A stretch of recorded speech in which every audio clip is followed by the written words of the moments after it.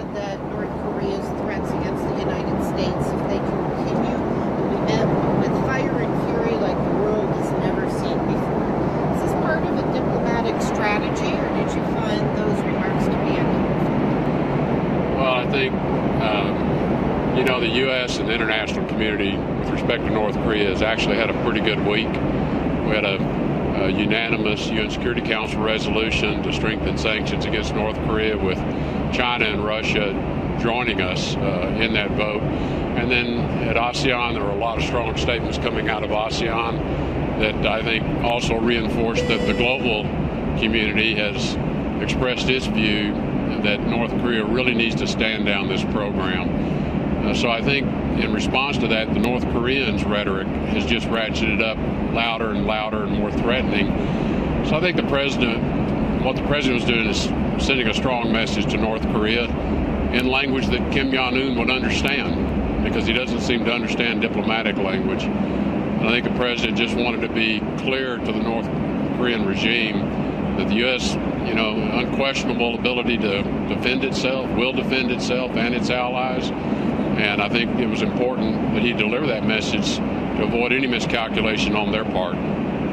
Well, one of North Korea's responses was to say it's going to direct missiles at Guam. That's exactly where you are headed right now. Did you consider rerouting? Well, look, the North Korean missile capability can point in many directions. So Guam is not the only place that could be under threat. No, I never considered rerouting the trip back, and I do not believe that there is any imminent threat in my own view. Do you think there's a longer-term threat specifically about Guam, but against the region in general? Well, I hope not. Again, what we're hopeful is that this pressure campaign, which the entire world now has joined us in, and with the engagement of China and Russia, two of North Korea's closest neighbors, that they can begin to persuade the regime that they need to reconsider the current pathway they're on. Think about engaging in a dialogue about a different future. Have China and Russia been helpful at all to you in the last 24 hours? Have you spoken with your counterparts, and have they helped in any way? Well, I haven't spoken to them since we left Manila, which was, I guess, about a day and a half ago. But we had direct discussions in Manila about the situation. I know that they were having talks as well with a representative from North Korea. I think that is evidence that they have very good, open channels of communication to be able to talk to the regime in North Korea. And we hope that they will be encouraging them to stand down their program, to abide by the UN Security Council resolutions, which both China and Russia have voted for in the past. So I'm hopeful that they can use their influence, and I believe they do have influence with the regime, to bring them to a point of dialogue, but with the right expectation of what that dialogue will entail. Has anything happened in the last 24 hours to lead you to believe that we are moving towards a military option, perhaps more quickly than anticipated? Nothing that I have seen and nothing that I know of would indicate that the situation has dramatically changed in the last 24 hours. Do you have any immediate diplomatic plans to de-escalate the situation that could have an impact within days instead of months or years? Well, we have a very active, ongoing diplomatic effort, most of which is behind the scenes, because that's where diplomacy is most effective.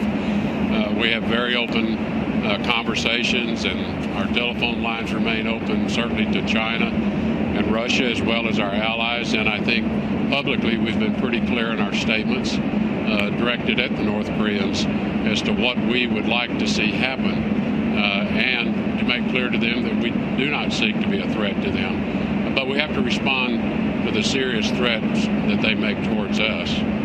There have been calls for you to launch a new diplomatic effort. Do you feel that a new strategy may be warranted?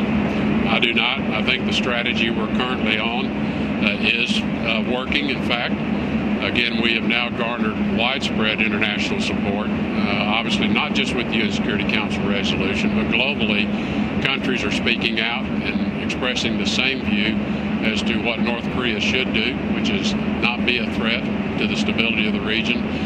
I think, in fact, the pressure is starting to show. I think that's why the rhetoric coming out of Pyongyang is beginning to become louder and more threatening.